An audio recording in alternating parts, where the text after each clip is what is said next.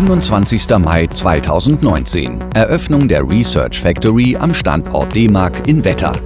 Hervorgegangen aus dem vom Bundesministerium für Bildung und Forschung geförderten Projekt Optimum entstand hier eine eigene Forschungseinrichtung für alle Entwickler des Konzerns sowie für die 17 internationalen Konsortialpartner aus 6 Ländern, die gemeinsam mit DEMAG an der Entwicklung neuer Lösungen für die Fertigung und den Materialfluss arbeiten.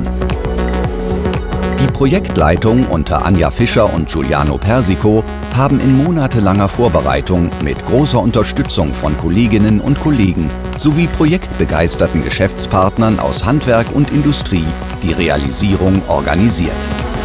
Mit der Eröffnungszeremonie wird allen Beteiligten ganz herzlich Danke gesagt.